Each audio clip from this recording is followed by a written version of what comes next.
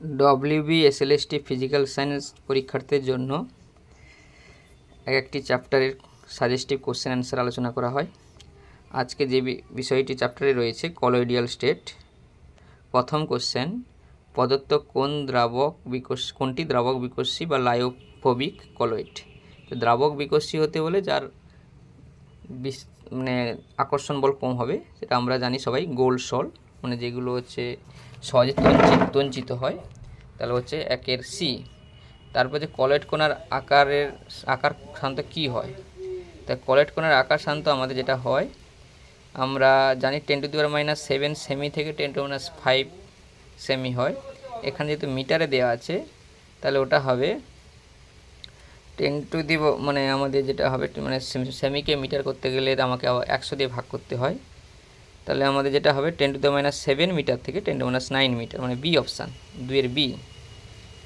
আর nanometre এককে যদি কোনো কোশ্চেনে অপশান দেওয়া থাকে তাহলে হবে 1 ন্যানোমিটার থেকে 100 ন্যানোমিটার। চলে আসি 3-এর কোশ্চেন, নিম্নলিখিত কলয়েড সিস্টেমগুলির মধ্যে কোনটি কুয়াশাকে প্রকাশ করে। তো কুয়াশার মধ্যে আমরা সবাই জানি কি কুয়াশা হচ্ছে গ্যাসের ওপর তরল, অর্থাৎ তরল এরোসল। তাহলে আমরা হবে তরলে গ্যাসের বিস্তারণ, গ্যাসে তরলের বিস্তারণ, যেটা হবে ডি অপশান, গ্যাসের মধ্যে তরল রয়েছে, এটা এরোসল বলা হয়, গ্যাসের মধ্যে তরল। তাহলে অপশান এই 4-এর কোশ্চেন, তরল বিস্তৃত মাধ্যমে কঠিন বিস্তৃত দশার কলয়েড সিস্টেমের নাম। তরল বিস্তারের মাধ্যমে কঠিন দশা রয়েছে, বিস্তৃত দশা রয়েছে, তাহলে হবে সল। তরলের মধ্যে কঠিন বললে উত্তর হবে সল।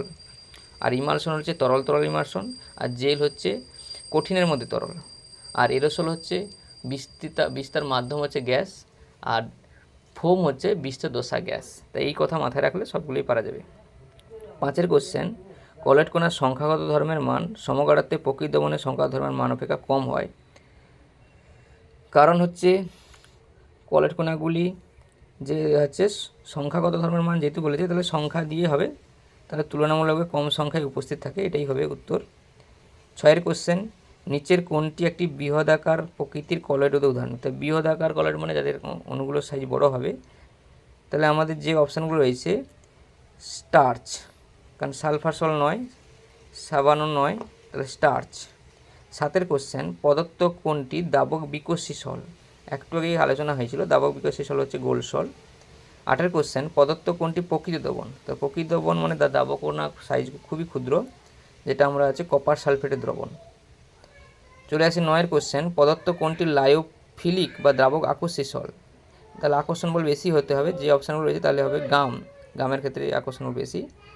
এবারে চলে আসি পরের পেজে, গুরুত্বপূর্ণ কোশ্চেন, কোন পদ্ধতিতে সদ্যবস্তু অধক্ষেপকে কলয়েড দ্রবণে পরিণত করা যায়।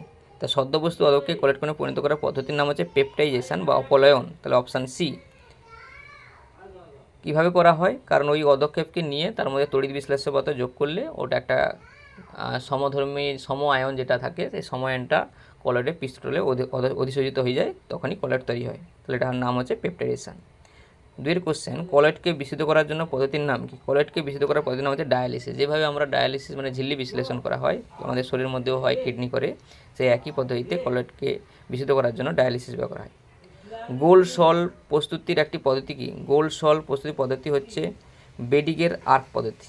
বেডিগের আর্ক পদ্ধতি এবং রাসায়নিক পদ্ধতি দ্বারা গোল্ড সলকে প্রস্তুত করা হয়, তাহলে অপশান হবে এখানে বি। মানবদেহের কৃত্রিম কিডনি চালু করে রাখতে গেলে ব্যবহৃত হয় কোনটা। মানবদেহের কৃত্রিম কিডনি চালু রাখতে গেলে যেটা করা হয়, তাহলে ঝিল্লি বিশ্লেষণ, আমাদের ঝিল্লি বিশ্লেষণ হবে, কারণ ঝিল্লি বিশ্লেষণ আমাদের কিডনির মতন কাজ করে, কিডনিটা ঝিল্লি বিশ্লেষণের মতন কাজ করে। 5-এর কোশ্চেন, সদ্য প্রস্তুত ফেরিক হাইড্রোক্সাইড অধক্ষেপকে কলয়েডে পরিণত করতে কী ব্যবহার করা হয়। তাহলে ফেরিক হাইড্রোক্সাইডের অধক্ষেপ, তাহলে অধক্ষেপে একটা তড়িৎ বিশ্লেষ্য পদার্থ যোগ করতে হবে, দেখতে হবে যে তড়িৎ বিশ্লেষণের মধ্যে সম আয়ন রয়েছে সেটাই আমাদের ব্যবহার করতে হবে। তাহলে ApCl3 যে হাইড্রোক্সাইডের সঙ্গে ApCl3 দেখতে পাচ্ছি সম আয়ন Fe রয়েছে, তাহলে ApCl3 যোগ করতে হবে। তাহলে ভালো করে বলছি, অধক্ষেপকে কলয়েড পরিণত করতে গেলে সম আয়ন যেটা যুক্ত কোনো তড়িৎ বিশ্লেষ্য পদার্থ যোগ করতে হবে, কারণ নিয়মটা হচ্ছে সম আয়ন যেটা সেটাই ওই অধক্ষেপের পৃষ্ঠতলে অধিশোষিত হয়ে কলয়েডে পরিণত হবে। চলে আসি 6-এর কোশ্চেন, খুবই গুরুত্বপূর্ণ কোশ্চেন। আমি একটু আগে বললাম যে সম আয়নটা অধিশোষিত হবে, তা সম আয়নটা যে আয়ন হবে, নেগেটিভ হতে পারে, পজিটিভ হতে পারে। যদি নেগেটিভ হয় কলেরটা নেগেটিভ হবে, যদি পজিটিভ হয় তাহলে কলেরটা পজিটিভ হবে। তাহলে যে 6 দাগে যে কোশ্চেনটা দিয়েছে খুবই গুরুত্বপূর্ণ কোশ্চেন, এজি এনওথি দ্রবণে কিআই যোগ করলে, তাহলে এজি এনওথি একটা অদক্ষেপে যদি মানে এজি এর সঙ্গে যদি কিআই যোগ করি এজিআইয়ের অদক্ষেপটাই হবে। তো এই এজিআই অদক্ষেপে যেহেতু অতিরিক্ত কেআই রয়েছে, তা কেআই এবং এজিআইয়ের মধ্যে সময়ায়ন দেখতে পাচ্ছি আই মাইনাস, তা আই মাইনাস কিন্তু এজিআইয়ের পৃষ্ঠতলে অধিষ্ঠিত হবে। তাহলে কলয়েডটা তখন হবে এজিআইয়ের কলয়েড, কিন্তু মাইনাস যেহেতু রয়েছে পৃষ্ঠতলে তাহলে হবে নেগেটিভ কলয়েড। অর্থাৎ এটা যেটা হবে option B, AgI I minus. তাহলে নেগেটিভ না পজিটিভ জানতে চাই, তাহলে আমরা বলবো নেগেটিভ কলয়েড, যেহেতু বাই পৃষ্ঠতলে নেগেটিভ আয়ন রয়েছে মাইনাসে। তা আবার বলছি যেটা সময়ায়ন থাকবে সেটাই পৃষ্ঠতলে অধিষ্ঠিত হবে। তাহলে অপশান বি। চলে আসি আলোর যে ঘটনার জন্য কলয়েডের টিন্ডাল প্রভাব দেখা যায়। আমরা সবাই জানি আলোর বিচ্ছুরণের জন্য টিন্ডাল প্রভাব দেখা যায়। যে শর্তে কলয়েড কণাগুলি টিন্ডাল প্রভাব দেখায় তা হলো কি? তাহলে দৈর্ঘ্যটা তরঙ্গ দিক থেকে ছোটো হতে হবে। তাহলে হতে হবে অপশান কলয়েড কণার আপতিত তরঙ্গ দৈর্ঘ্য অর্ধেক দৈর্ঘ্য হবে ছোটো হবে, তাহলে ওটাই হবে, ওই বি অপশানটাই হবে।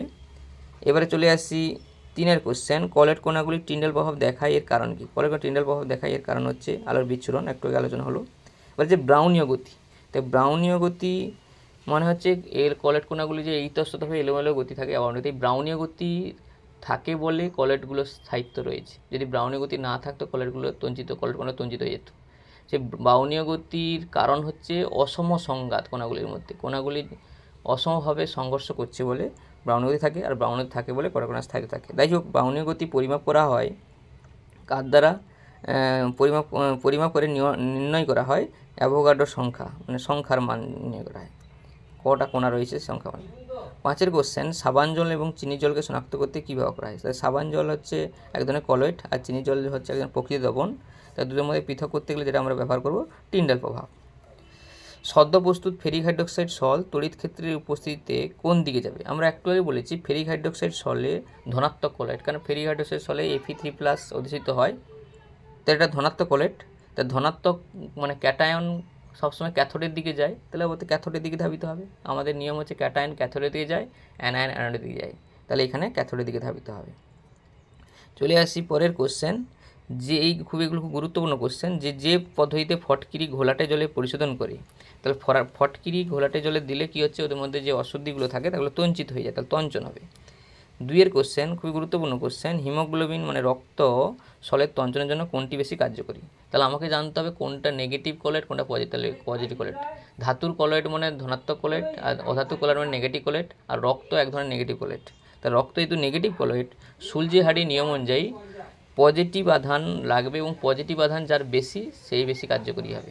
তাহলে আমাদের যে অপশানগুলো রয়েছে, পজিটিভ আধান যদি দেখি Ba2+, Ca3+, তাহলে দুটোই 2+ রয়েছে। এবারে যেহেতু Ca2+-এর আকার ছোট, তাহলে ঘনত্ব বেশি, তাহলে ওটাই বেশি কার্যকরী হবে। তাহলে অপশন 2 হবে ডি।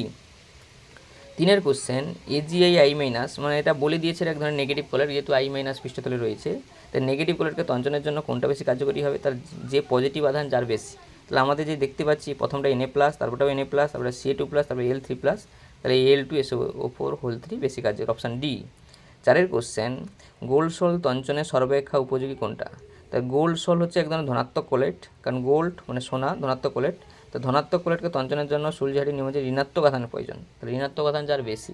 প্রথমটা NO3-, তারপর PO4-, তারপরটা Cl-, তারপর হচ্ছে FeCN(4-), তাহলে ওটাই সবচেয়ে আধান বেশি, তাহলে উত্তর হবে অপশান ডি। 5 কোশ্চেন, কলয়েডকে তঞ্চনে রাখলে কোন দিক কণাগুলি অ্যানোডের দিকে ধাবমান হবে? তাহলে অ্যানোডের দিকে ধাবমান হবে মানে নেগেটিভ কলয়েড, আর নেগেটিভ কলয়েডকে তঞ্চনের জন্য পজিটিভ আধান লাগবে, এবং পজিটিভ আধান যার বেশি সে বেশি কার্যকরী হবে। তাহলে আমাদের যে অপশানগুলো রয়েছে, তাহলে AlCl3+, BaSL2 Ba2+, NaCl Na+, তাহলে হবে AlCl3 বেশি হবে। তাহলে হবে তোমার হবে অপশান, এখানে অপশানটা একটু গোলমেলে রয়েছে, যাই হোক এটা বলে দিচ্ছি, NaCl BaSL2 AlCl3, AlCl সবচেয়ে বেশি হবে। 6 কোশ্চেন, প্রদত্ত কোনটি ফেরিক হাইড্রোক্সাইড সলের তঞ্চনে সবচেয়ে বেশি কার্যকরী? তাহলে ফেরিক হাইড্রোক্সাইড সল একটু আগে বলা হয়েছে ধনাত্মক কলয়েড, তাই ধনাত্মক কলয়েডকে তঞ্চনে নেগেটিভ আধান লাগবে। তো নেগেটিভ আধান যার বেশি দেখতে পাচ্ছি, প্রথমটা Cl-, তারপরে SO4-, তারপরে PO4-, তারপরে Cl-, তাহলে PO4-টা বেশি আধান বলে ওটা বেশি কার্যকরী হবে।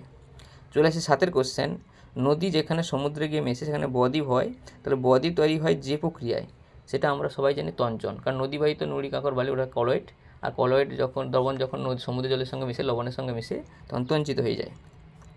8 কোশ্চেন আবার দিয়েছে ফেরিঘাট শীতল তঞ্চনের জন্য কোনটা বেশি কার্যকরী, তাহলে উত্তর হবে আমাদের ধনাত্মক, কলয়েড যেহেতু ঋণাত্মক আধান লাগবে তাহলে S/2 মাইনাস হবে।